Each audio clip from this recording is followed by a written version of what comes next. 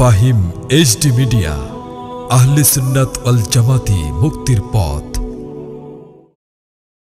আসসালামু আলাইকুম ওয়া রাহমাতুল্লাহি ওয়া বারাকাতুহু। ঐতিহ্যবাহী ব্রাহ্মণবাড়িয়া জেলার অন্তর্গত কসবা থানাধীন কসবা থানার সর্ববৃহৎ গ্রাম শিমরাইলের গাউসী আব্দুল খালেক রহমতুল্লাহ আলাইহি মজিবিয়া দরবার শরীফ, এই দরবার শরীফের 13তম বার্ষিক ওয়াজ ও দোয়ার মাহফিলের সম্মানিত সভাপতি সাহেব পীরজাদা আলহাজ মোহাম্মদ আশেক হুসাইন সাহেব সতুরা দরবার শরীফ আখাউড়া বিবাড়িয়া, আরো বহু উলামায়ে আহলে সুন্নাত উপস্থিত রয়েছে, এলাকার গণ্যমান্য ব্যক্তিবর্গ, যুব সমাজ, আশিক রাসূল, সুন্নি তরিকতপন্থী মুমিন মুসলমান ভাইয়েরা, পর্দার আড়াল থেকে যারা শুনছেন সবাইকে জানাচ্ছি আন্তরিক অভিনন্দন, মোবারকবাদ। আলোচনার প্রারম্ভে মহান স্রষ্টা রব্বুল ইজ্জাত আল্লাহ জাল্লা শানুহু আম্মা নওয়ালুহু দরবারে শুকরিয়া জ্ঞাপন করছি যে মহান আল্লাহ পাক আমাদেরকে এই জান্নাতের বাগানে আসার তৌফিক দিলেন। শুকরিয়া তার আমরা সবাই বলি আলহামদুলিল্লাহ। আল্লাহ পাকের দরবার আরো শুকরিয়া যে মহান প্রভু আমাদের মতো নালায়েক নাচিসদেরকে দয়া করে তিনার হাবিব নবী সরকারে দু জাহান সৈয়দুল মুরসালিন রাউফুর রহিম রাহমাতুল লিল আলামিন আমাদের দয়াল নবী রাসূল আকরাম সাল্লাল্লাহু আলাইহি ওয়াসাল্লামের উম্মত হওয়ার সৌভাগ্য দান করেছেন। এই জন্য আল্লাহ পাকের দরবারে আবারও বলি আলহামদুলিল্লাহ। প্রিয় হাজিরিন, যারা পারেন আমার সাথে তিলাওয়াত করুন বিসমিল্লাহির রহমানির রহিম। ওয়া ওয়াজাদাকা দাল্লান ফাহাদা। ছোট্ট একটা আয়াত, এই আয়াত থেকে আমরা একটু জানবো সুন্নি আর সুন্নি না যারা, তাদের মধ্যে তফাৎটা কি। আয়াতের সরল অনুবাদ, আমরা যারা সুন্নি আমরা একভাবে বুঝি, আর যারা সুন্নি নয় তারা আরেকভাবে বুঝে। যেমন আমি একটু আপনাদেরকে স্মরণ করে দিই, দেখবেন আপনারা অনেকে এইভাবে অনুবাদ করে যে আমি আপনাকে পথভ্রষ্ট অবস্থায় পেয়েছি অতঃপর পথ প্রদর্শন করেছি।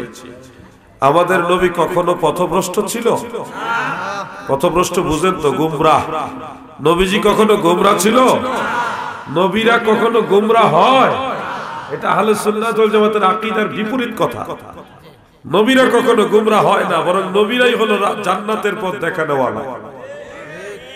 আল্লাহ তাআলা বলেছেন ওয়া ওয়াজাদাকা দাল্লান ফাহাদা। নবী গো,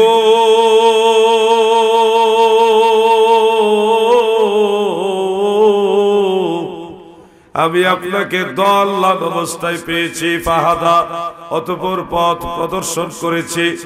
দাদু ভাই আমার, এখানে দাল্লান শব্দের অর্থ আমরা সুন্নি যারা আমরা বুঝি একরকম, আর যারা সুন্নি না তারা বুঝে আরেক রকম। দুইটার মধ্যে কেমন পার্থক্য শুনুন। যারা সুন্নি নয় তারা বুঝবে নবীজি পথভ্রষ্ট ছিল, গোমরা ছিল, আল্লাহ হেদায়েত করেছে। আর আমরা সুন্নিরা কখনোই নবীজিকে পথভ্রষ্ট বলতে পারবো? হয়তো অনেকে বলবেন, এটা পুরাতন আলোচনা, আবার তারপর আমি বলি, বুঝতে হবে আপনাদেরকে, না হয় আপনারা অনেক সময় বিভ্রান্ত হয়ে যাবে।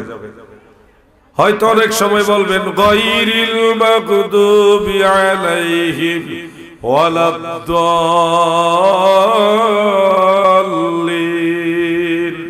এই যে দাল্লিন, দাল্লিন মানে গুমরা, পথভ্রষ্ট, ঠিক আছে। কুল্লু বিদআতিন দালালা, প্রত্যেকটা বিদআত হলো গুমরাহি। এখানে দালালা শব্দের অর্থ গুমরাহি, এটাও ঠিক আছে। এই দৃষ্টিতে দাল্লান শব্দের অর্থ হবে পথভ্রষ্টতা। কিন্তু নবীর বেলায় তো এই অর্থ এটা কখনোই নেওয়া যাবে না। কেন নেওয়া যাবে না? যুবক ভাইরা বলো তো, একটা শব্দের একাধিক অর্থ হয় কিনা? একটা শব্দের একাধিক অর্থ হয়। তাহলে দাল্লানের একটা অর্থ আমরা পাইলাম, পথভ্রষ্ট বা গুমরা। এটার আর কোনো অর্থ আছে কিনা আমরা ওটা তালাশ করি। পবিত্র কোরআনের সূরা ইউসুফের এবং অন্যান্য জায়গার মধ্যেও দলাল বা দলালের আরো কয়েকটা অর্থ উল্লেখ। এর মধ্যে একটা অর্থ হযরত ইয়াকুব আলাইহিস সালামের 10 ছেলে, হযরত ইউসুফ আলাইহিস সালামের 10 ভাই। ওই যে ইউসুফ আলাইহিস সালামকে কুয়ার মধ্যে ফেলে দিল, ফেলে দেওয়ার পরে ইউসুফ নবী হারায় গেছে। এই বিরহে হযরত ইয়াকুব আলাইহিস সালাম কাঁদতে কাঁদতে চোখের পানি ফেলতে ফেলতে দৃষ্টি শক্তিহীন হয়ে গেছিলেন। ওই যে ছেলের জন্য কাঁদতে কাঁদতে বিভোর হয়ে গেছে, প্রেমাসক্ত হয়ে গেছে, প্রেমে আসক্ত হয়ে গেছে। কার প্রেমে? ইউসুফের প্রেমে। কে? হযরত ইয়াকুব আলাইহিস সালাম। ইউসুফ নবীর প্রেমে বিভোর হওয়াটাকে ওই 10 ভাই একসাথে এইভাবে আখ্যায়িত করেছেন, যে কথাটা আল্লাহ তাআলা নিজে কোরআন কারীমের মধ্যে উল্লেখ করেছেন। আবার নাক বন্ধ, নুনের উচ্চারণটা ঠিকমতো হবে না, এটা বুঝতেই পারছেন। দন্তন্যের উচ্চারণ এটা সঠিকভাবে পাবেন না, এই জন্য বুঝে নিয়ে আমি বলে দিচ্ছি। ইন্না আবানা লাফি দালালিম মুবিন। এই আয়াতের মধ্যে 10 ছেলে নিজেদের পিতাকে উদ্দেশ্য করে বলেন, ইন্না নিশ্চয়, আবানা আমাদের বাবা, লাফি রয়েছেন দলালিম মুবিন সুস্পষ্ট দলালের মধ্যে রয়েছে, মানে সুস্পষ্ট প্রেমে বিভোর হয়ে আছে। এখানে দলালের একটা অর্থ আসলো যে প্রেমে বিভোর হয়ে থাকা, প্রেমাসক্ত হয়ে থাকা। আমরা যদি এই অর্থটা ওই যে সূরা দোহার মধ্যে সেট করি, ওয়াজাদাকা দাল্লান ফাহাদা, এই দল্লার অর্থ যদি আমরা প্রেমাসক্ত বা প্রেমে বিভোর হওয়া এই অর্থটা ওখানে সেট করি, তাহলে কি দাঁড়ায়? আল্লাহ তাআলা বলেন, ওয়াজাদাকা, আমি আপনাকে পেয়েছি দল্লান অর্থাৎ প্রেমে বিভোর অবস্থায়, ফাহাদা অতঃপর পথ প্রদর্শন করেছে। অর্থাৎ আল্লাহ তাআলা বলেন, বন্ধু আমি আল্লাহ আপনাকে, আমি আল্লাহর প্রেমে বিভোর অবস্থায় পেয়েছি, এরপরে দুনিয়ার মানুষকে হেদায়েত করেছি আপনার মাধ্যমে। সুবহানাল্লাহ। যদি এই অর্থটা নেই তাহলে নবীজির বেলায় কোনো অসুবিধা হবে না। নবীজি হেরা গুহার মধ্যে আল্লাহর প্রেমে ধ্যানমগ্ন ছিল কিনা আপনাদের জানা আছে কিনা? এটা জাবালে নূরের চূড়ায় একটা গুহা আছে, হেরা গুহা। হাজী সাহেব আমরা নিশ্চয়ই ওখানে গিয়ে আসছেন, ওই যে হাজী সাহেব গেছেন। হেরা গুহায় নবীজি আল্লাহর প্রেমে ধ্যানমগ্ন ছিল। আপনি যদি ওই বিষয়টা খেয়াল করেন, তারপর ওখানে জিবরিল আলাইহিস সালামের মাধ্যমে আল্লাহ তাআলা কোরআন নাজিল করেছেন। কোরআন নাজিলের অর্থই হলো মানুষকে হেদায়েতের দায়িত্ব দিবেন আল্লাহ নবীজিকে। ওই যে ওই ঘটনাটা, ওই বাস্তবতার যদি আপনি মিলান, ওয়াজাদাকা দাল্লান ফাহাদা, হাবিব বন্ধু নবী মুহাম্মদ মুস্তাফা গো, হেরা গুহার মধ্যে আমি আল্লাহ আপনাকে আমার প্রেমে বিভোর অবস্থায় পাইছি। এরপরে কোরআন নাজিল করার মাধ্যমে আপনার মাধ্যমে দুনিয়ার মানুষকে ফাহাদা হেদায়েত করেছি। সুবহানাল্লাহ। তাহলে বাস্তবতা এবং আহলে সুন্নাতের যে দিকদর্শন এবং সঠিক অর্থ, নবীর সম্মান সবগুলি একটা রূপরেখায় মিলে যায়।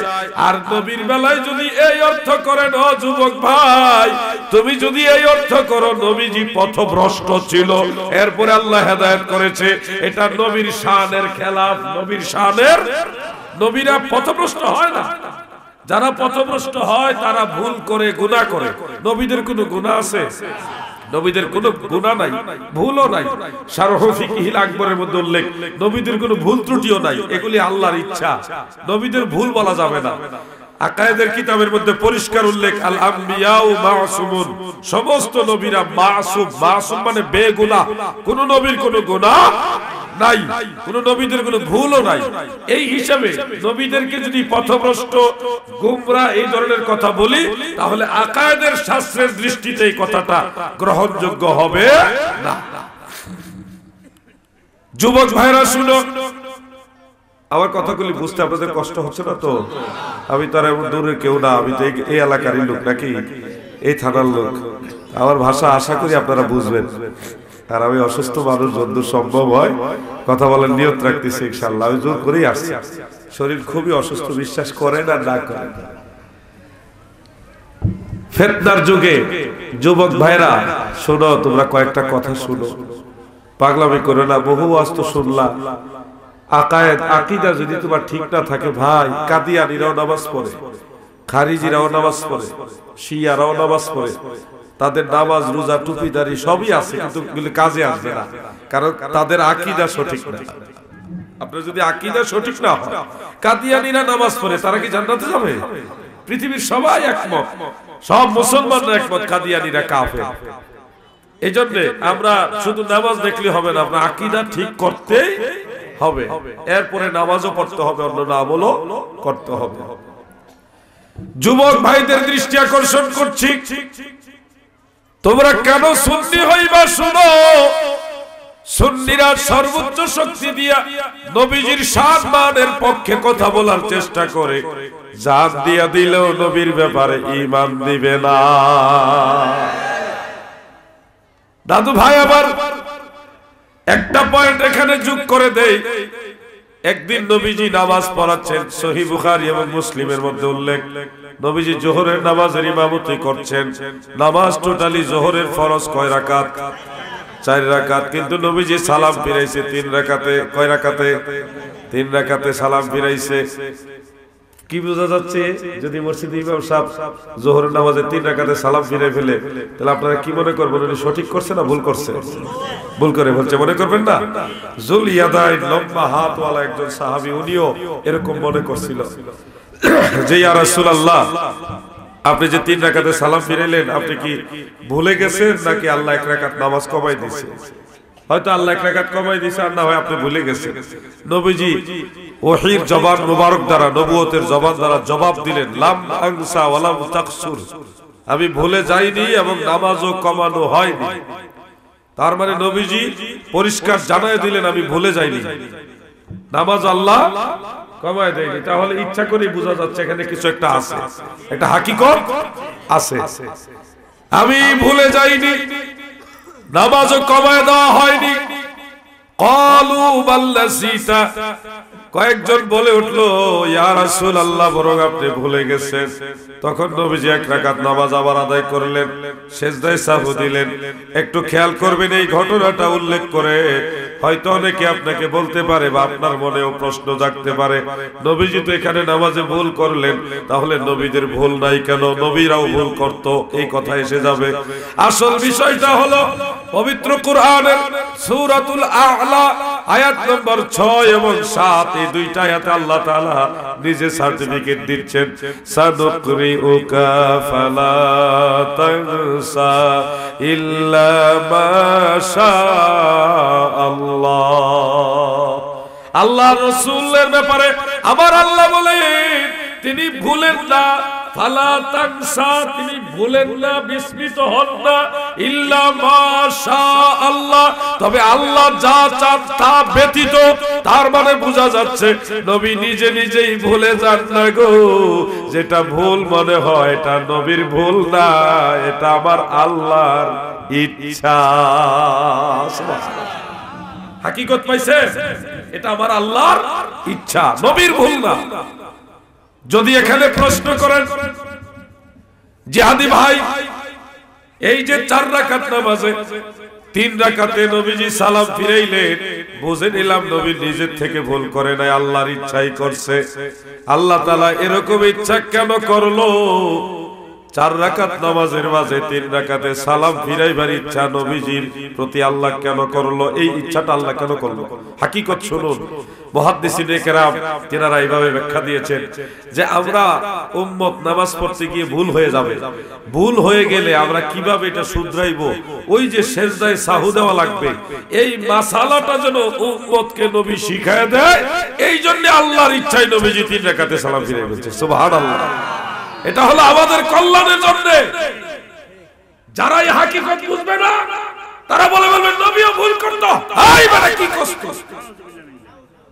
নবীদের কোনো ভুল নাই, নবীরা মাসুম বেগুনাহ, নবীরা যা কিছু করে আল্লাহ তাআলার ইশারায় করে। ওয়ামা ইয়ানতিকু আনিল হাওয়া ইন হুয়া ইল্লা ওয়াহয়ু ইউহা। আমার নবী প্রবৃত্তির তাড়নায় কথা বলেন না, নবী যা বলেন সবই ওহী, নবীর কথা হাকিকতে আমার আল্লাহর কথা। এবারে আরেকটা আয়াত আছে, সেখানে নবীজি কখনো যে গোমরাহ হন নাই, নবীজি গোমরাহ ছিলেন না, এটাও সার্টিফিকেট দিয়েছে আমার আল্লাহ। সূরা নজমের প্রথম দিকে আল্লাহ তাআলা বলেন, ওয়ান নাজমি ইযা হাওয়া মা দাল্লা সাহিবুকুম ওয়া মা গাওয়া। আল্লাহ তাআলা নক্ষত্রের কসম করে বলতেছে, তারকার কসম গো, আল্লাহ কসম করতেছে, তারকার কসম করে বললাম, মা দাল্লা সাহিবুকুম ওয়া মা গাওয়া, তোমাদের সাহেব মানে তোমাদের সাথে যে সঙ্গী আমাদের নবীজিকে ইন্ডিকেট করে বলে, তোমাদের নবী মা দাল্লা পথভ্রষ্ট হয়নি, ওয়া মা গাওয়া বিপদগ্রস্ত হয়নি। নবী পথভ্রষ্ট না, বিপদগ্রস্ত না। সার্টিফিকেটটা দিলেন কে? একটু মহব্বতে বলেন কে?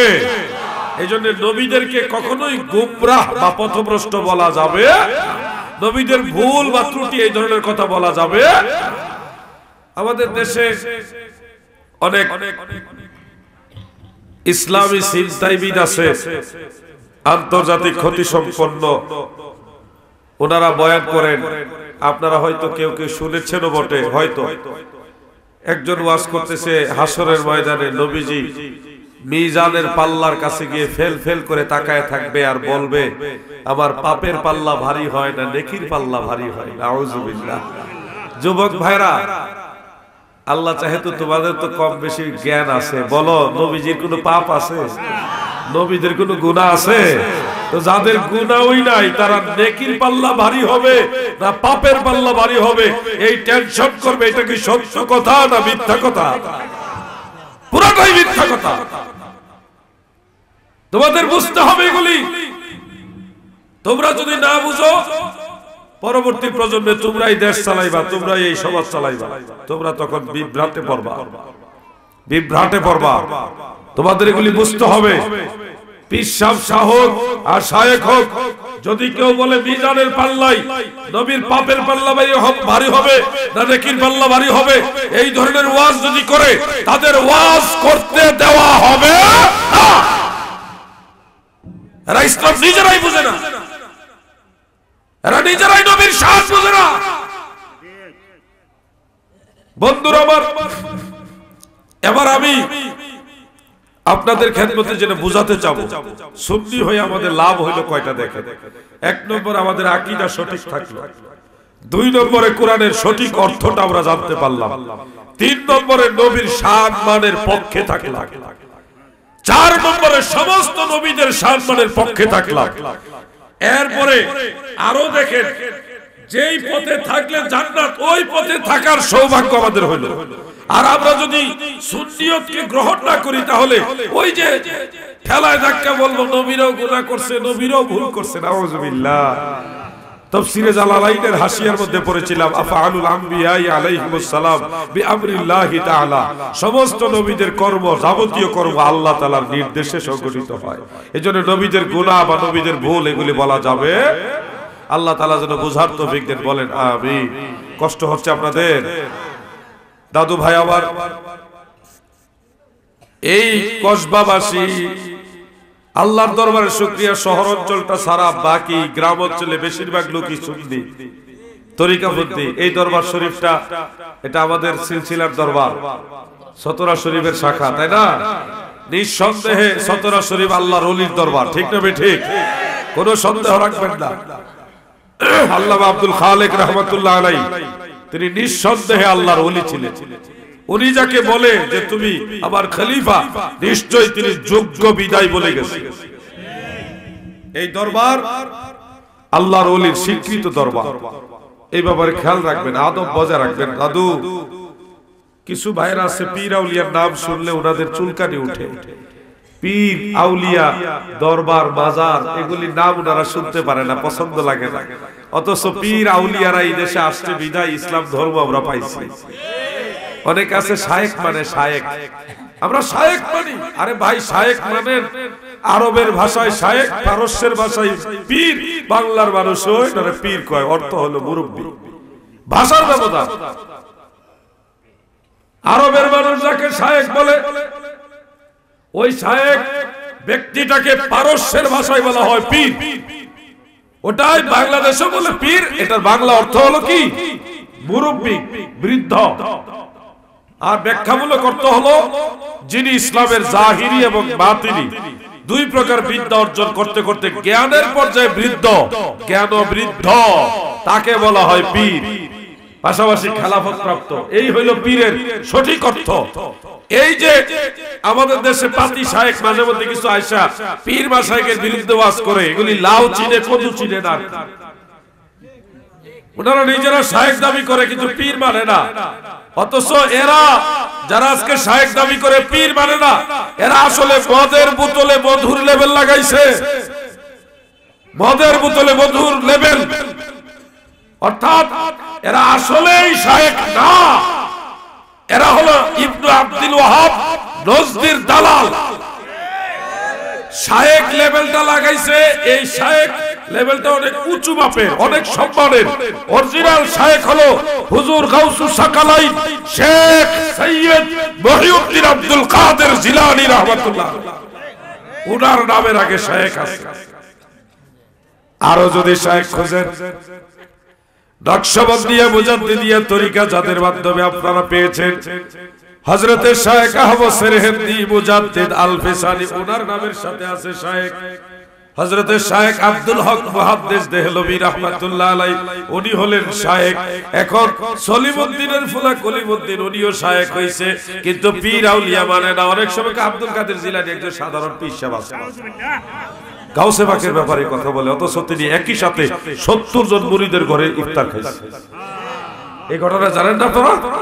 এবং শিশুকালে, যখন একেবারে শিশু, ওই সময় একজন মহিলা মানে ছেলে হয় না বিদায় হুজুরের আব্বার কাছে গেছিল, দুধ কলা হাদিয়া দিয়ে গেছিল হুজুরের কাছে দোয়া চাওয়ার জন্য। দুধ কলা দেখে গাউসে পাকের একটু লোভই হয়েছিল যে দুধ কলা কার জন্য নিয়ে যাচ্ছে।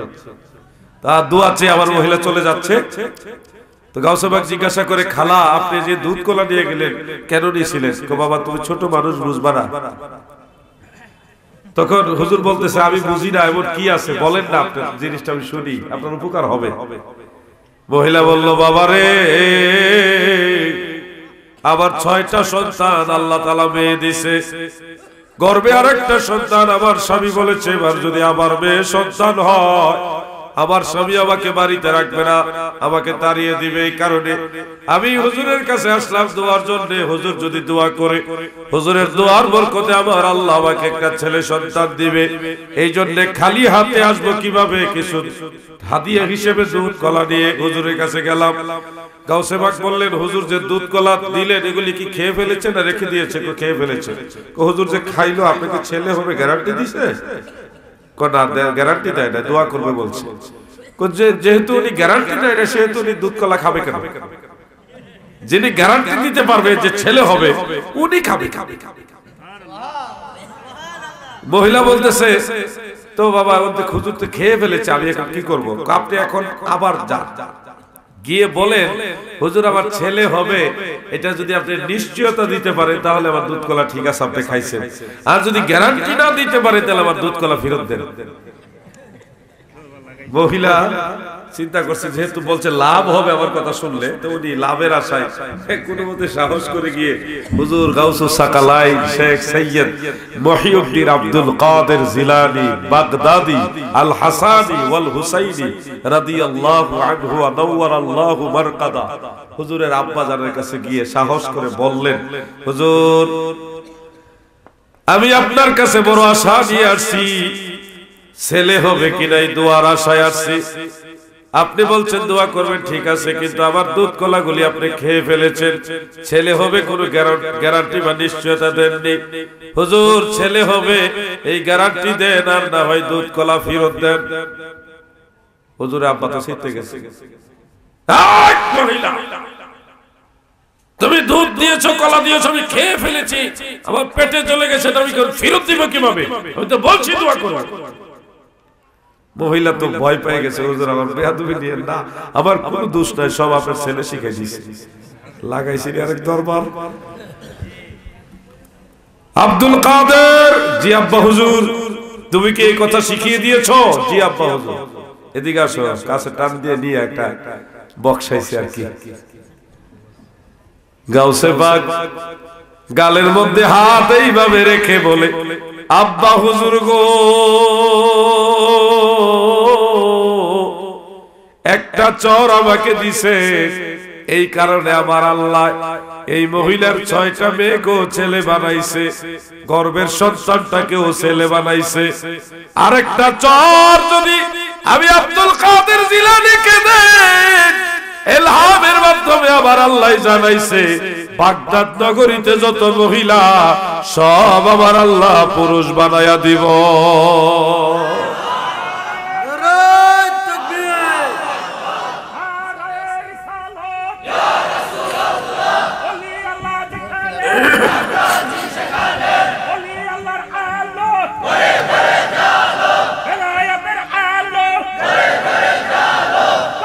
ভাই বন্ধুরা আমার, আমি যেটা বোঝাতে চাচ্ছি, সত্যিকারের শায়েখ হলো হুজুর গাউসে পাক, সত্যিকারের শায়েখ হলো মুজাদ্দিদ আল ফেসানি।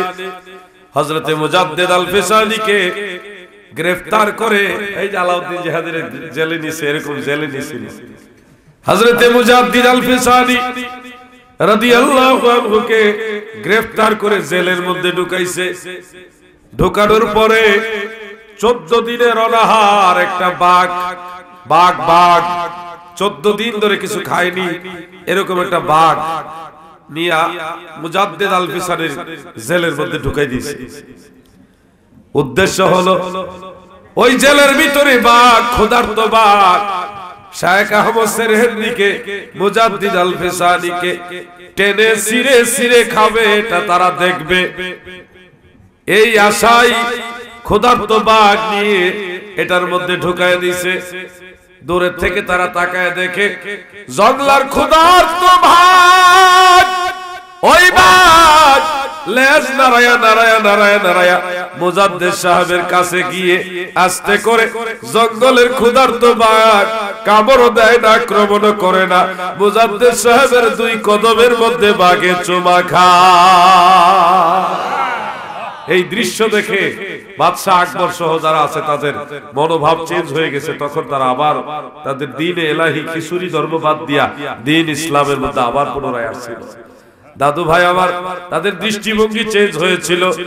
গভীরভাবে খেয়াল রাখবেন, অরিজিনাল শায়েখ হলো শায়েখ আহমদ সেরহিন্দি মুজাদ্দিদ আল ফিসানি রাহমাতুল্লাহ আলাইহি।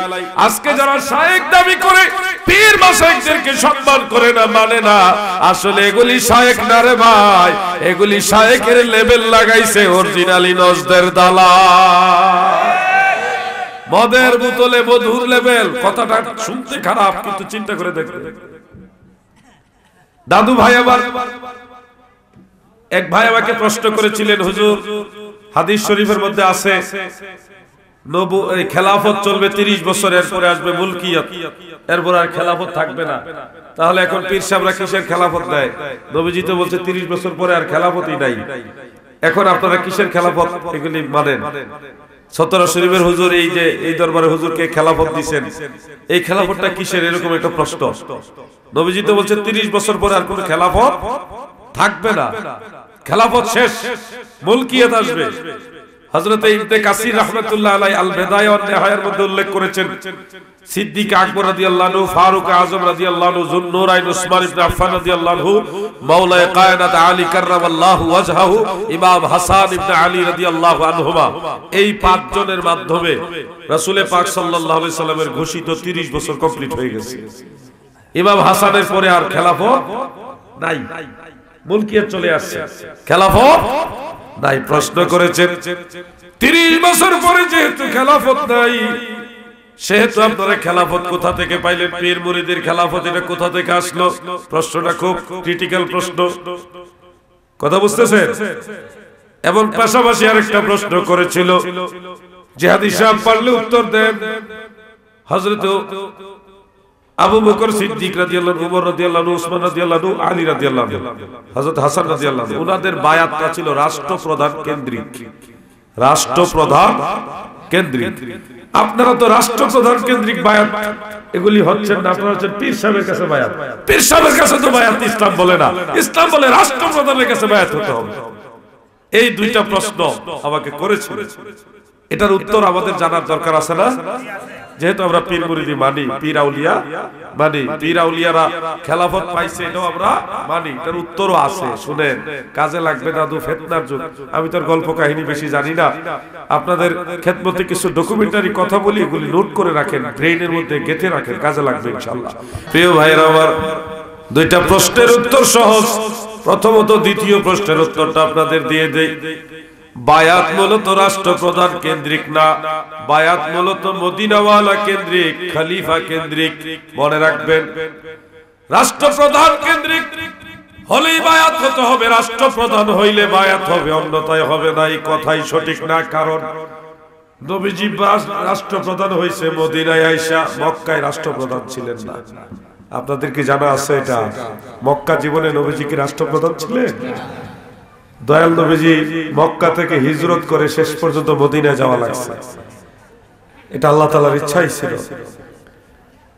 এবার একটু খেয়াল করেন, রাষ্ট্রপ্রধান হইলে বায়াত, নাইলে বায়াত না, এই কথা আপনার এটা টিকে না। কারণ মক্কা জীবনে নবীজি বায়াত করাইছে, যখন নবীজি রাষ্ট্রপ্রধান ছিলেন না তখনও নবীজি বায়াত করেছে। এর অন্যতম উদাহরণ হলো আকাবার শপথ, যেটাকে বলা হয় বায়াতে আকাবা। আকাবার শপথটা ছিল মক্কা জীবনে। তো মক্কা জীবনে যেহেতু নবীজি রাষ্ট্রপ্রধান হওয়ার আগে বায়াত করাইছেন, সেহেতু কি বোঝা যাচ্ছে, বায়াতটা রাষ্ট্রপ্রধান কেন্দ্রিক না নবীজি কেন্দ্রিক? নবীজি যখন বায়াত করাইছে তখনই বায়াত হবে, ঠিক না ঠিক? রাষ্ট্রপ্রধান হলে বায়াত করাবে, নাইলে করাইতে পারবে না, অথবা রাষ্ট্রপ্রধান হলে বায়াত হইতে পারবে, নাইলে হতে পারবে না। ওই সাহাবীরা যারা মক্কা থেকে গিয়েছিল, বিভিন্ন গোত্রের লোকগুলি মদিনা থেকে গিয়েছিল মক্কায়, আকাবার শপথের সময় যারা বায়াত হয়েছিল, তখন তো নবীজি রাষ্ট্রপ্রধান ওই হিসাবে বায়াত হয়নি, তারা নবীজির কাছে বায়াত হয়েছে। বায়াত মদিনাওয়ালা কেন্দ্রিক। নবীজির পরে খলিফা হয়েছেন হযরত সিদ্দিক আকবর, তিনার কাছে মানুষ বায়াত হয়েছে। এই যে বায়াতের ধারা আসতে ছিল হাসানের পর্যন্ত আইসা 30 বছর খিলাফ হয়েছে। এবার 30 বছর পরে এটা কোন খেলাফত? নবীজি বলছে 30 বছর পরে আর খেলাফত থাকবে না। এখানে একটা বিষয় সূক্ষ্মভাবে জানবেন, 30 বছর খেলাফত হলো নবুয়তের খেলাফত, আর এরপরে এখন যে খেলাফত, এটা নবুয়তের খেলাফত নয়, এটা বেলায়েতের খেলাফত। দুইটা খেলাফত আছে, একটা হলো নবুয়তের খেলাফত আর একটা হলো বেলায়েতের খেলাফত। আমরা যে খেলাফতের সিলসিলায় আছি, এটা বেলায়েতের সিলসিলা, বেলায়েতের খেলাফত। বলবেন এই খেলাফতের খলিফা আগে যারা ছিল তারা কার ঘোষিত খলিফা ছিল? কার খলিফা ছিল? আল্লাহর রাসূলের ঘোষিত খলিফা ছিল। মারহাবা বলে। বলবেন দলিল কি? সহিহ মুসলিমে হযরতে জাবের রাদিয়াল্লাহু আনহু, জাবের ইবনে সামুরা রাদিয়াল্লাহু আনহু থেকে বর্ণিত হাদিস, সহিহ হাদিস। আল্লাহর হাবিব বলেন, আমার উম্মতের মাঝে কুরাইশ বংশ থেকে 12 জন খলিফা আসবে, তারা সবাই ন্যায় নীতির উপরে প্রতিষ্ঠিত থাকবে। 12 জন খলিফার ঘোষণা আমার নবীজি দিলেন। এবার এই 12 জন খলিফা কারা? খোলেন মিশকাতের সূরা মিরকাত। ইমাম মোল্লা আলী কারি রাহমাতুল্লাহ আলাইহি তিনি উল্লেখ করেছেন, ইমাম আব্দুর রহমান জামি রাহমাতুল্লাহ আলাইহি তিনিও বলেছেন, অন্যান্য ইমামরা বলেছেন। শিয়াদের ব্যাখ্যা নয়, আহলে সুন্নাতের ইমামরা যেভাবে বলেছে সেই দৃষ্টিতে আমি বলতেছি, 12 জন খলিফার মধ্যে শীর্ষস্থানীয় প্রধান খলিফা যারা, তার মধ্যে বেলায়েতের খেলাফতের প্রথম দিকে হলো ইমাম হুসাইন রাদিয়াল্লাহু আনহু, হযরতে যাইনুল আবিদিন রাদিয়াল্লাহু আনহু, হযরতে মুহাম্মদ ইবনে ইমাম মুহাম্মদ বাকের রাহমাতুল্লাহ আলাইহি, আরেকজন হলো হযরতে জাফর সাদিক, হযরতে মুসা কাযিম। এইভাবে যাইতে যাইতে শেষ জামানায় 12 নম্বর খলিফা হলো ইমাম মাহদি আলাইহিস সালাম। শিমরাইলের মুসলমান যদি কারবালার ময়দানে থাকতেন, আপনারা কার কাছে বায়াত হইতেন? ইয়াজিদের কাছে না হুসাইনের কাছে? জোরে বলেন, কার কাছে? হুসাইনের কাছে বায়াত হইতেন। এবার আসেন, ইমাম হুসাইনের কাছে বায়াত হইতেন না এমন কেউ আছে? সবাই একমত? ইমাম হুসাইন যদি বায়াত করাইতেন, আপনাদের ভাষায় যারা প্রশ্ন করে থাকেন এই ধরনের যে 30 বছর পরে খেলাফত শেষ, মুলকিয়ত আসবে, তো ইমাম হুসাইনের টাইমটা তো 30 বছরের ভিতরে পড়ে না, তাহলে ইমাম হুসাইনের কাছে কিসের বায়াত হইতেন বলেন? এটা হলো বেলায়েতের খেলাফত। জাইনুল আবেদিন ইমাম মুহাম্মদ বাকের, ইমাম জাফর সাদিক, শেষ জামানায় আল্লাহ যদি আমাদের হায়াতে কোলা ইমাম মাহদীকে আমরা পেতেও পারি, বলা যায় না, আল্লাহু আ'লাম। ইমাম মাহদীর খবর যদি এই শিমরাইল কসবা থেকে আপনারা পান, বলেন তো ইমাম মাহদীর কাছে বায়াত হওয়ার চেষ্টা করবেন কিনা? আওয়াজ খুব দুর্বল। ইমাম মাহদীর কাছে বায়াত হওয়ার ইচ্ছা নয় আপনাদের? ইমাম মাহদী যখন প্রকাশিত হবে, উনি নিজে নিজে প্রকাশ হবে না, উনি যাবে মক্কায়, তাওয়াফ করতে থাকবে, কাবা ঘর তাওয়াফ করতে থাকবে। ওই সময় আল্লাহর ওলিরা যারা কাবা ঘরে অবস্থান নিয়েছেন, তারা ইমাম মাহদীকে দেখে উনার চাল চলন, বাচন ভঙ্গি এগুলি দেখে উনাকে চিনে ফেলবে, বলবে আপনি কি মাহদী? তিনি বলবে আনা মুহাম্মদ ইবনে আব্দুল্লাহ, আমি আব্দুল্লাহর ছেলে মুহাম্মদ। তিনি মাহদী দাবি করবে না। ওই আউলিয়ারা বারবার প্রেসার দিবে, আপনি কি মাহদী? উনি বলবে না, আমি আব্দুল্লাহর ছেলে মুহাম্মদ। ইমাম মাহদীর মূল নাম হবে মুহাম্মদ, বাবার নাম হবে আব্দুল্লাহ, মায়ের নাম আমেনা। উনি ফাতেমা রাদিয়াল্লাহু তাআলা আনহার বংশধর হবে। সুবহানাল্লাহ, নবীর বংশ হবে। উনি প্রকাশ হওয়ার এই সময়ের ঘটনাটা বলতেছি। ইমাম মাহদীকে চিনবে কিভাবে? আপনারাও চিনবেন ইনশাআল্লাহ যদি ঈমানের নজরে তাকান। ইমাম মাহদী এক নম্বর চিহ্নটা মনে রাখবেন, এই যে দুইটা ব্রো দুইটা এত সুন্দর থাকবে, এই দুইটা ব্রোর মাঝখানে এইভাবে চিকন একটা রেখা এসে মিলবে, এত সুন্দর লাগবে ওনার চোখের দিকে তাকাইলে, যেটা এটা মনে জান্নাতি একটা চেহারা। সুবহানাল্লাহ বলেন। এই দুইটা ব্রো চিকন একটা রেখা দিয়ে মিল থাকবে, এটা হলো একটা আলামত। দ্বিতীয় আলামত, উনি যখন কথা বলবে, উনি তুতলায় তুতলায় কথা বলবে। কথা বলতে গিয়ে কথা মুখে বেজে যাবে, ওই বেজে যাওয়ার কারণে রাগ উঠে যাবে, গুসা উঠবে, তখন উনি এই উরাতের মধ্যে আঘাত করবে। কেন ওনার কথা বেজে যায়? এইভাবে আঘাত করবে, এটা একটা অভ্যাস থাকবে না, এইভাবে আঘাত করবে। তৃতীয়, এইগুলি আলামত, ওনাকে চিনার আলামত এগুলি। 3 নম্বরে, ওনার চুলগুলি কুকরানো থাকবে না, একেবারে সোজাও থাকবে না, হালকা কুকরানো থাকবে, মানে স্লিভ একেবারে সুন্দর চুল থাকবে, এতটুকু লম্বা চুল থাকবে, কানের লতি পর্যন্ত লম্বা চুল থাকবে। 4 নম্বরে, ইমাম মাহদী আলাইহিস সালাম তিনি যেখানে দাঁড়াবেন, যত মানুষের মাঝে দাঁড়াবেন, সবার চাইতে লম্বা ওনাকে দেখা যাবে, ওনার চাইতে লম্বা কাউকে দেখা যাবে না, উনি সবার চাইতে লম্বা হবে। এরপরে হলো আরেকটা আলামত, উনি যখন হাঁটবে, ওনার সাথে হেঁটে কেউ পারবে না, উনি সবার আগে হাঁটবে। সুবহানাল্লাহ বলেন। এরপরে হলো ইমাম মাহদী আলাইহিস সালামের হাত, স্বাভাবিক মানুষের হাত যেমন লম্বা থাকে, এর চাইতে একটু বেশি লম্বা থাকবে, একটু লম্বা, তুলনামূলক লম্বা থাকবে। এরপরে আলামত হলো ওনার কাঁধ এত থাকবে, এইভাবে একটু উঁচা হয়ে থাকবে, সিনাটা বেশি থাকবে, ওনাকে দেখলে যে কোনো কাফের মুশরিক ভয় পেয়ে যাবে। দাদু ভাই আমার, ইমাম মাহদী আলাইহিস সালাম তিনার ব্যাপারে এই আলামতগুলি আমি আপনাদের বলে দিলাম। ওনার কানের এখানে কিছু পশম থাকবে, এখানে মাঝখানে, এখানে মনে রাখবেন এই কথাগুলি দাদু ভাই। এই আলামতগুলি দেখে আল্লাহর ওলিরা কাবা ঘরে যারা অবস্থানরত তারা চিনবে। চেনার কারণে উনি জিজ্ঞাসা করবে আপনি কি মাহদী? উনি বলবে আমি আব্দুল্লাহর ছেলে মুহাম্মদ, এইভাবে বলবো। উনি স্বীকার করতে চাইবে না। শেষ পর্যন্ত উনি মক্কায় কিছুদিন অবস্থান করবে। মক্কার কিছু মানুষের পাপাচার এমন ভাবে বৃদ্ধি পাবে, তাদের পাপাচারের কারণে ইমাম মাহদী আলাইহিস সালাম মনক্ষুণ্ণ হয়ে মক্কা থেকে মদিনার দিকে রওনা দিবে, মক্কায় থাকতে চাইবে না। ওই মানুষের পাপাচারের কারণে এমনিতেই তো অবস্থা দিন দিন অবনতির দিকে যাচ্ছে, দেখতেই তো পাচ্ছেন সারা ওয়ার্ল্ডের অবস্থাই খারাপ। খোদ আরব দেশের অবস্থা খুবই খারাপ, এখন ডেঞ্জারাস। এমন জায়গাও নাকি আছে, আমি দেখিনি, যারা গিয়েছেন বা জেনেছেন তারা আমাকে বলেছে ওখানে ক্যামেরা চালাতে নিষেধ, ক্যামেরা চালানো নিষেধ, মোবাইল ক্যামেরা এগুলি নিতে দেয় না, এত বিশ্রী অবস্থা ওখানে হচ্ছে। এমনকি মদ এমনি হারাম, কিন্তু ভিতরে ভিতরে ভয়ঙ্কর আকার ধারণ করছে। দাদু, ইমানের এই যে জামানাটা একটা কঠিন জামানা, ভয়ঙ্কর জামানা। নারীরা পর্দাশীল হয়ে ঘুরে ঘুরে আবার দেখাই যায় না নারীদেরকে, কিন্তু ভিতরে নারীদের অবস্থান অনেকের খুব ভয়ঙ্কর খারাপ অবস্থা। এই অবস্থাটা ইমাম মাহদী আলাইহিস সালাম এসে আরো বিকট আকারে খারাপ অবস্থানে পাবে। এই দৃশ্য, এই অবস্থান দেখে ইমাম মাহদী মক্কা থেকে মনের কষ্ট নিয়ে মদিনার দিকে রওনা দিবে, মক্কা থাকবে না। যাইতে যাইতে মদিনার দিকে অনেক দূর যাবে, যাওয়ার পর একটা কাফেলার সাথে ওনার দেখা হয়ে যাবে। ওই কাফেলার লোকগুলি সবাই আল্লাহর ওলি থাকবে। ওই কাফেলার মানুষগুলো ইমাম মাহদী একা একা মনক্ষুণ্ণ হয়ে যে যাইতেছে গা, হাঁটতেছে, ওনার দাঁড়া করাবে, থামেন, আপনি কে? আপনি কি মাহদী? তিনি বলবে আনা মুহাম্মদ ইবনে আব্দুল্লাহ, আমি আব্দুল্লাহর ছেলে মুহাম্মদ। তিনি স্বীকার করবে না, কিন্তু ওই আলামত দেখে এই কাফেলার আউলিয়ারা ওনাকে ছাড়বে না, ওনাকে জোর করে ধরে আবার মক্কায় নিয়ে আসবে।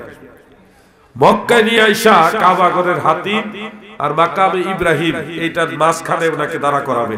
তখন আবু দাউদ শরীফের মধ্যে উল্লেখ, আকাশ থেকে গায়েবী আওয়াজ আসবে, গায়েবী আওয়াজ, এটা কোন মানুষের জবানের আওয়াজ নয়, এটা আল্লাহর তরফ থেকে একটা আওয়াজ আসবে, হাযা খলিফাতুল্লাহিল মাহদী ফিল আরদি ফাসতামিউহু, জমিনের মধ্যে সে হলো মাহদী, আল্লাহর খলিফা, তোমরা তার কথা শোনো, তার আনুগত্য করো। অন্য হাদিসে আছে আল্লাহর তরফ থেকে আওয়াজ আসবে, তোমরা তার কাছে বায়াত গ্রহণ করো।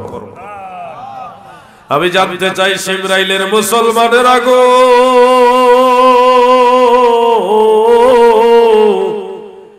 যদি আল্লাহ তাআলা তৌফিক দেয়, কবুল করে, সুযোগ দেয়, ইমাম মাহদীর খবর যদি পেয়ে যান, আল্লাহ যদি তৌফিক দেয়, ইমাম মাহদীর কাছে বায়াত হওয়ার ইচ্ছা আছে না নাই?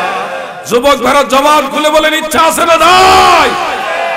এই ইমাম মাহদীর বায়াত থেকে আপনাদের যাদের মনে এই প্রশ্ন আছে যে 30 বছর পরে আর খেলাফত নাই, এরপরে এটা কিসের খেলাফত, আপনাদের ওই উত্তর এখানেও চলে আসে।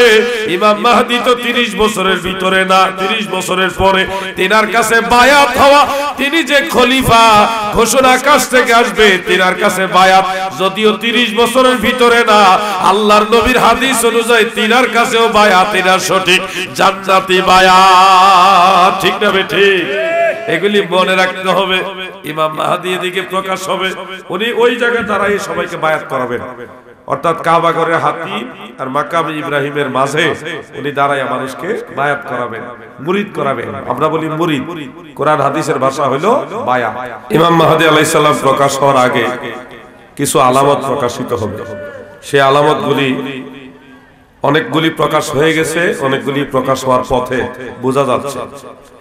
1 নম্বরে ফুরাত নদীর নাম শুনছেন আপনারা? ফুরাত নদী নাম শুনেননি?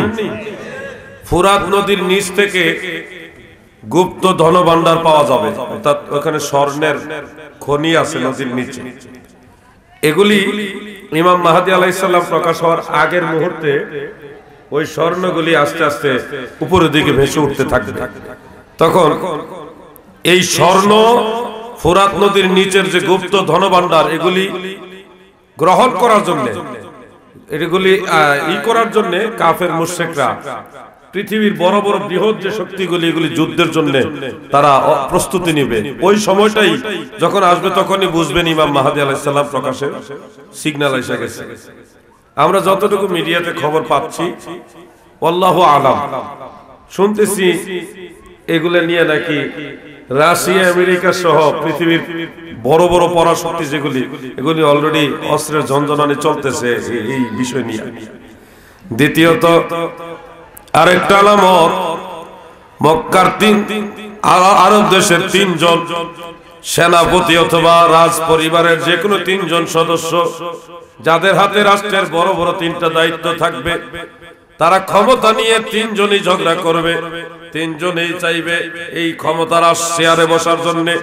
শেষ পর্যন্ত 3 জন যুদ্ধ করবে, কেউ আর এই ক্ষমতার আসনে বসতে পারবে না। এটা হবে ইমাম মাহদী আলাইহিস সালামের প্রকাশ হওয়ার আগের একটা আলামত। এটা তো আপনারা কয়েক বছর, 2-1 বছর ধরে অলরেডি অনেকে যারা মিডিয়ার সাথে জড়িত তারা জানেন, সৌদি রাজার যে পুত্র, যারা ওই আগের রাজার ছেলেরা, এখনকার রাজার ছেলেরা, নাম আমি এগুলো বলতে চাই না, বলার দরকারও নেই, আপনারা বুঝে নেন। তারা 3 জন রাজপুত্র অলরেডি ক্ষমতা নিয়ে বিশাল ঠেলাঠেলি ধাক্কাধাক্কি চলতেছে, নবীর হাদিসের সাথে সব মিলে যাইতেছে। ইমাম মাহদী প্রকাশ হওয়ার এই আলামতগুলি, এগুলি কিন্তু ধাপে ধাপে আমরা দেখতেছি। আরেকটা 3 নম্বর আলামত হলো ইমাম মাহদী আলাইহিস সালাম প্রকাশ হওয়ার আগে ঘন ঘন ভূমিকম্প দেখা দিবে। ঘন ঘন সারা পৃথিবীতে ঘন ঘন ভূমিকম্প হবে, ঘন ঘন ভূমিকম্প হবে। আমেরিকা, জার্মান, পৃথিবীর উন্নত বিশ্বে যে যে রাষ্ট্রগুলি টাকা পয়সা অর্থনীতিতে শক্তিশালী রাষ্ট্র, ওই দেশগুলি করোনা ভাইরাসের কারণে যে ভয়ঙ্কর রূপ, হাজার হাজার লাশ পড়ছে দিনে। যারা শিক্ষায়, দীক্ষায়, অর্থনীতিতে সর্বোচ্চ, তাদের দেশে যাদের জনসংখ্যা রাষ্ট্রের তুলনায় কম, সেই দেশগুলি এই করোনা ভাইরাসের কারণে একেবারে নাজেহাল হয়ে গেছে। আপনি কল্পনা করতে পারবেন যদি এই ভাইরাস বাংলাদেশে ওইভাবে আক্রমণ করত, বাংলাদেশ ছোট্ট একটা দেশ, তুলনামূলক জনসংখ্যা কত বেশি। আল্লাহর ওলিদের নেক নজরে, তাদের উসিলায়, আল্লাহর রহমতে আমরা বাচ্চা আছি। যদি এই দেশে ওইভাবে করোনা ভাইরাস ধরতো, তাহলে লাশের পরে লাশ পড়ে থাকতো, দাফন করার মানুষ পাওয়া যেত। ইয়া রাসূলুল্লাহ, এটা নিঃসন্দেহে আল্লাহর ওলিদের উসিলা আল্লাহ আমাদেরকে হেফাজত করতেছে। এই বিশ্বাস আসেনি আপনাদের মনে? যে যাই বলুক, আমগো দেশে তথাকথিত ভুয়া শায়েখ যারা, তাদের কথা কি বলবো? এরা ধোঁকাবাজ, নিজেরাও ইসলাম বোঝে না, মানুষকে ইসলাম বুঝতে দিবে না। মওদুদীর ব্যাখ্যা নিয়ে তারা নাচানাচি করবে। হাজার হাজার বছর আগে তাফসীর তাদের কাছে গ্রহণযোগ্য না। মওদুদী যেটা তাফসীর করছে এটাই ঠিক। এরা কেমন ইসলাম নিয়ে আসছে? এটা মদিনার ইসলাম নয়, এটা মওদুদীর ইসলাম। চোখে দেখা ঘটনা বলতেছে। আড়াইবারে আগের হুজুরের, যিনি মিলাদ কিয়াম করত, আল্লাহর ওলিদেরকে ওসিলা হিসেবে মানত, এখন না, এখন তো আউলাই জ্বলে গেছে। ভাই বন্ধুরা আমার, কেন এই কথাটা বললাম? আগে বৃষ্টির অভাব হলে এমন কিছু আল্লাহর মায়ার বান্দা ছিল যারা 2 হাত উঠে দোয়া করলে বাড়িতে যাওয়ার আগে বৃষ্টি নেমে যেত। আপনারা এরকম ঘটনা দেখছেন নি মুরব্বীরা? আমি যেহেতু বাচ্চা মানুষ দেখছি, আর মুরব্বীরা তো দেখছেনই। হযরত রাসূল আকরাম সাল্লাল্লাহু আলাইহি সাল্লাম যখন তাবুকের যুদ্ধে যায়, তাবুকের যুদ্ধে যখন নবীজি যাচ্ছিলেন, এক পর্যায়ে অনেক দূর তাবুক, মক্কা মদিনা থেকে বহু দূর, অনেক দূর তাবুক। নবীজি যাইতেছেন, যাইতে যাইতে অনেক দূর যাওয়ার পরে সাহাবীদের খাবারের পানির সংকট দেখা দিল। এত অভাব যে পান করার পানি নাই, ওযু করার পানি তো নাই, কঠিন অবস্থা। ফলে কিছু সাহাবী এসে আল্লাহর হাবিবের কাছে বললেন, নবী গো, খাইবার পানি নাই, ওযু করার পানিও নাই, ইয়া রাসূলুল্লাহ, আমরা এখন কি করব? দয়াল নবীজি সাহাবীদের নালিশ পাওয়ার পরে বরকতের 2 হাত মুবারক উঠায়া দিলেন, আল্লাহর দরবারে বৃষ্টির জন্য দোয়া করলেন। নবীজি হাত মুখ মুবারকে মাসেহ করার আগে আগে বৃষ্টি নাজিল হয়ে গেছে। সাহাবারা সেই পানি পান করলেন, যার যার পাত্র ভরলেন। দেখেন, নবীর তরিকার ভিতরে যারা আছে, নবীর দলে যারা আছে, তারা এখন আল্লাহর কাছে বৃষ্টি চাইলে আল্লাহ বৃষ্টি দেয়। ঠিক না বেটে? আমি আপনি হয়তো যোগ্য না, ওইরকম মাকাম পাইনি, ওরকম যোগ্যতা আমার নেই, আপনাদের নেই, আমাদের নেই, কিন্তু আমরা যাদেরকে অনুসরণ করি তারা এরকম ঘটনা ঘটাইছে। ঠিক না বেটে? এ থেকে বোঝা যায় আমরা মদিনাওয়ালার পথে আছি। শায়েখরা দেখি না, এটা খেলা দেখাক না, আমরা খেলা দেখাক না, আমরা দেখি না। ওনারা যে শায়েখ, ভুয়া শায়েখ, পাতি শায়েখরা একটু বৃষ্টির জন্য দোয়া করে দেখি না, তোমাদের কথা আল্লাহ শুনে কিনা? আমরা যাদেরকে অনুসরণ করি তাদের কথা আল্লাহ শুনছে। এটা পরীক্ষিত, প্রমাণিত। আমরা ওরকম যোগ্যতা নাই, ওটা আমরা দাবিও করি না। আমরা যাদের অনুসরণ করি তাদেরকে আল্লাহ দয়া করছে, তাদের দরখাস্ত আল্লাহ কবুল করছে। এটা পরীক্ষিত, প্রমাণিত। এখন যারা ওলিয়া উলিয়া মানে না, তারা তো শায়েখ দাবি করছে নিজেরাই। দেখি ওনারা একটু করো, আমরা দেখি। একজন তথাকথিত শায়েখ, উনি শাহজালাল রাহমাতুল্লাহ আলাইহির একটা ঘটনাকে তিরস্কার করতেছে। শাহজালাল সুরমা নদী পার হয়ে গেছে জায়নামাজের উপর দিয়ে। এগুলি সব কাল্পনিক কথা, মিথ্যা কথা, বানোয়াট কথা। বলতে গিয়ে বলতেছে শাহজালাল পার হয়ে গেল, সাহাবীরা তো এইভাবে পার হইতে পারলো না, নাউজুবিল্লাহ। তো সাহাবীরা নদী পার হইতে পারলো না জায়নামাজ দিয়া, শাহজালাল পার হইলো কিভাবে? তাদের ঈমানটা কত দুর্বল দেখে। আমি এই ব্যাপারে আগে অনেক জায়গায় কথা বলেছি, আপনারাও এই ব্যাপারে হয়তো অবগত আছেন। হাফিজুল হাদিস ইমাম ইবনে কাসির রাহমাতুল্লাহ আলাইহি আল বিদায়া ওয়ান নিহায়ার মধ্যে উল্লেখ করেছেন, হযরতে সাদ ইবনে আবি ওয়াক্কাস রাদিয়াল্লাহু আনহুর নেতৃত্বে বিশাল এক সাহাবীদের বহর আফ্রিকাতে যাচ্ছিলেন দ্বীন প্রচারের স্বার্থে। বাধাগ্রস্ত হওয়ার কারণে জিহাদের ময়দানে যাচ্ছিলেন। বিশাল সাহাবীদের বহর, সাথে কারো উট, কারো ঘোড়া, কারো গাধা, কেউ পদাতিক বাহিনী হিসেবে যাচ্ছেন, সাথে অস্ত্রশস্ত্র, খাদ্য সামগ্রী সহ। যাইতে যাইতে আফ্রিকার কাছাকাছি একটা নদী পড়লো। এই নদীর নাম টাইগ্রিস নদী। নদীর কিনারে গিয়ে তারা দাঁড়াইলো। এত বড় নদী যে পার হয়ে সাঁতার কেটে যাইতে পারবে না, এত বিশাল বড় নদী। আপনারা ওই যে পাটুরিয়া দৌলতিয়া ফেরিঘাটে যারা গেছেন তারা নিশ্চয়ই দেখেছেন পদ্মা নদীটা কত বড়। এই পার থেকে বিশেষ ব্যক্তিরা ছাড়া ওই পারে সাঁতার কেটে যাওয়া সম্ভব না, এবং যারা পারদর্শী তাদের বেলায় ওটা এক ধরনের অসম্ভবের পর্যায়ে পড়বে যদি লাইফ জ্যাকেট না থাকে। কঠিন, অনেক বড় নদী টাইগ্রিস নদীটা, বিশাল বড় নদী। নদীর কিনারে গিয়ে সাহাবারা স্তব্ধ হয়ে দাঁড়ায় গেল, এত বড় নদী আমরা পার হব কিভাবে? এই নদীর ওই পারে যাওয়া তো সম্ভব না, কি করব আমরা? সবাই স্তব্ধ হয়ে দাঁড়ায় গেল। সাদ ইবনে আবি ওয়াক্কাস রাদিয়াল্লাহু আনহু তখন সাহাবীদেরকে উদ্দেশ্য করে বললেন, নবীর সাহাবীরা গো, আল্লাহ এবং আল্লাহ রাসূলের প্রতি পূর্ণাঙ্গ বিশ্বাস তোমাদের আছে কিনা? তারা এক বাক্যে বলল, নিঃসন্দেহে বিশ্বাস আমাদের আছে। এই ধরনের কয়েকটা প্রশ্ন করি সাদ ইবনে আবি ওয়াক্কাস বলে, তাহলে আমি আগে আগে যাচ্ছি, তোমরা আমাকে অনুসরণ করো, আমি যেদিকে যাই তোমরা ওদিকে আসো। বলেই সাদ ইবনে আবি ওয়াক্কাস রাদিয়াল্লাহু আনহু তিনি ঘোড়ার উপরে আরোহী অবস্থায় পানির মধ্যে ঝাঁপ মারলেন। তিনার সাথে সাহাবারাও ঝাঁপ দিয়ে দিলেন। লাফায় লাফায় সবাই নদীতে ঝাঁপ দিলেন। হাজার হাজার সাহাবী এই গোটা টাইগ্রিস নদী লাফায়া দৌড়ায়া পার হয়ে গেল। একজন সাহাবীও পানির নিচে ডুবে নাই। সুবহানাল্লাহ বলে। কেউ ঘোড়া দিয়ে দৌড়ায় পার হইছে, কেউ উট দিয়ে দৌড়ায় পার হইছে, কেউ গাধা দিয়ে দৌড়ায় পার হইছে, কেউ খালি পায়ে পানির মধ্যে দৌড়ে গেছে। এই ঘটনাটা আল বিদায়া ওয়ান নিহায়ার মধ্যে পরিষ্কার উল্লেখ। আমি যেটা বলতে চাচ্ছি, যারা হযরতে শাহজালালের ব্যাপারে প্রশ্ন তুলেন, যিনি সুরমা নদী পার হইছেন, এটা কিভাবে সম্ভব? সাহাবীরা তো এরকম করেনি। আরে বাবা, সুরমা নদী তো ছোট, রাসূলের সাহাবারা যে নদী পার হইছে ওই নদী পার হওয়ার ক্ষমতা পৃথিবীর কোনো ওয়াহাবীর নাই। আল্লাহর ওলিদের ব্যাপারে তাদের আঙ্গুল, বৃদ্ধাঙ্গুল প্রদর্শন করে। এরা আসলে ওই যে হযরত শাহজালাল রাহমাতুল্লাহ আলাইহি ইসলাম প্রচার করেছেন, ওই সময় কিছু বেলাইনের লোক রয়ে গেছে না, এদের বংশধর। আর নাইলে এরা কিনো আল্লাহর ওলিদের বিরুদ্ধে কথা বলবে। আবার বলে কোরআন হাদিস আমরা মানি, আমরা পীর আউলিয়া মানি না। আবার দলিল দেখলে আমি খণ্ডন করেছি অনেক জায়গায়, বাংলাদেশে বহু জায়গায় আমি খণ্ডন করছি। যুবক ভাইরা, আমি একটা দলিল তোমাদের দেখাতে চাই। তোমরা যদি একটু কষ্ট করো তাহলে তোমরা নিজেরাও দেখতে পারবা, ভবিষ্যতে আরেকজনকে ইচ্ছা করলে দেখাইতেও পারবা।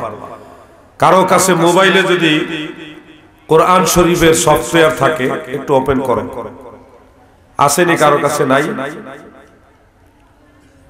আসেনি? কথা কও না কেন? মোবাইলই নাই। মোবাইলের মধ্যে কোরআন শরীফের সফটওয়্যার থাকলে ওপেন করেন। 7 নম্বর সূরা 3 নম্বর আয়াত। আমি এই কথাটা বলি আলোচনার দিকে চলে যাব। 7 নম্বর সূরা 3 নম্বর আয়াত বের করো তো, দুই একজন হইলে বের করো, পাইলে ইশারা বলবেন। বিসমিল্লাহির রহমানির রহিম। ইত্তাবিউ মা উনজিলা ইলাইকুম মির রাব্বিকুম ওয়ালা তাত্তাবিউ মিন দুনিহি আউলিয়া কালিলাম মা তাযাক্কারুন। আয়াতের অনুবাদ বিজ্ঞ অনুবাদকগণ তেনাদের ভাষার মাধুর দিয়ে প্রাঞ্জল ভাষায় প্রকাশ করেছেন। আমি একটু ভেঙে ভেঙে আপনাদের বোঝানোর চেষ্টা করি, একটু খেয়াল করেন। ইত্তাবিউ তোমরা অনুসরণ করো মা উনজিলা ইলাইকুম মির রাব্বিকুম তোমাদের রবের কাছ থেকে তোমাদের কাছে যা নাযিল করা হয়েছে তার অনুসরণ করো, অর্থাৎ কোরআনের অনুসরণ করো। এরপরে আল্লাহ তাআলা বলেন ওয়ালা তাত্তাবিউ মিন দুনিহি আউলিয়া তোমরা আল্লাহ ব্যতীত কোন আউলিয়ার কোন ওলি আউলিয়ার অনুসরণ করো না। আয়াত কালিলাম মা তাযাক্কারুন তোমরা সামান্য আল্লাহ স্মরণ করে থাকো।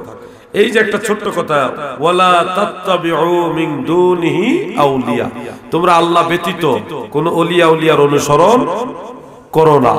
এই যে কথাটা যদি আপনি দেখেন তাহলে আপনিও হঠাৎ করে চমকে উঠবেন, হায় হায় তাহলে কি আমরা ওলিয়া উলিয়া মানবো না? আল্লাহই তো বলে দিলেন যে তোমরা ওলিয়া উলিয়া আল্লাহ ব্যতীত কোনো ওলিয়া উলিয়া অনুসরণ করো না। একটা টেনশনে পড়ে যাবেন না? আর কোরআনের বিরুদ্ধে কথা বলার কোনো সুযোগ আছে? কোনো সুযোগ নাই। তাহলে এটা সমাধান কি? এই আয়াতটা দিয়েই যারা পীর আউলিয়া মানে না তারা দলিল দেওয়ার চেষ্টা করে। তাদের আরো কিছু আয়াত আছে, আমি এটা দেখালাম। এবার একটু কষ্ট করে 10 নম্বর সূরায় ঢোকেন, 62 নম্বর আয়াত। 10 নম্বর সূরা 62 নম্বর আয়াত পেলে আমাকে বলবেন। 62 নম্বর আয়াত 10 নম্বর সূরা, সূরা ইউনূস 62 নম্বর আয়াত। এখানে দেখেন কি লেখছে, আল্লাহ তাআলা কি বলছেন, আলা ইন্না আউলিয়া আল্লাহি লা খাউফুন আলাইহিম ওয়ালা হুম ইয়াহজানুন। আল্লাহ তাআলা বলেন সাবধান বা হুঁশিয়ার অথবা মনে রেখো, এটা একটা সতর্কতামূলক অভয়। আলা সাবধান, ইন্না আউলিয়া আল্লাহ নিশ্চয় আল্লাহর বন্ধুগণের আল্লাহর ওলিগণের লা খাউফুন আলাইহিম তাদের কোনো ভয় নাই, ওয়ালা হুম ইয়াহজানুন আর তারা চিন্তিত হবে না। ভয়ও নাই চিন্তাও নাই কাদের?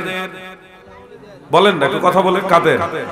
ভয়ও নাই চিন্তাও নাই আল্লাহর ওলিদের। এই আয়াতেও আউলিয়া শব্দটা আছে, আবার 3 নম্বর 7 নম্বর সূরার 3 নম্বর আয়াতেও আউলিয়া শব্দটা আছে। একটু খেয়াল করেন, এই আয়াতে অর্থাৎ 10 নম্বর সূরার 62 নম্বর আয়াতে আউলিয়া শব্দের সাথে সাথে আল্লাহ শব্দ আছে। ইন্না আউলিয়া আল্লাহ, অর্থাৎ এই আউলিয়াটা হলো আল্লাহর আউলিয়া। কার আউলিয়া? আর সূরা আরাফ মানে 7 নম্বর সূরা 3 নম্বর আয়াতে ওখানে আউলিয়া আছে, কিন্তু সেখানে আউলিয়া শব্দের সাথে আল্লাহ শব্দ নাই। ওখানে আল্লাহ তাআলা বলেছেন ওয়ালা তাত্তাবিউ মিন দুনিহি আউলিয়া, সেখানে আউলিয়া শব্দ আছে, আল্লাহ শব্দ নাই। বরং অর্থ হলো তোমরা আল্লাহকে ব্যতি রেখে কোনো ওলিয়া উলিয়ার অনুসরণ করো না। অর্থাৎ ওই আউলিয়ার অনুসরণ করতে গেলে আল্লাহকে বাদ দিতে হয়। দুনা শব্দটা আছে, আল্লাহকে বাদ দিয়া ওই আউলিয়া মানতে হয়। তাহলে এখানে সহজে বোঝা যাচ্ছে ওই আউলিয়াটা আল্লাহর আউলিয়া না। যদি আল্লাহর আউলিয়া হতো তাহলে আউলিয়া শব্দের সাথে আল্লাহ শব্দ থাকতো। আবার এই কথার মধ্যে বোঝা যাচ্ছে তার এই আউলিয়ার অনুসরণ করতে হলে আল্লাহকে বাদ দিতে হয়।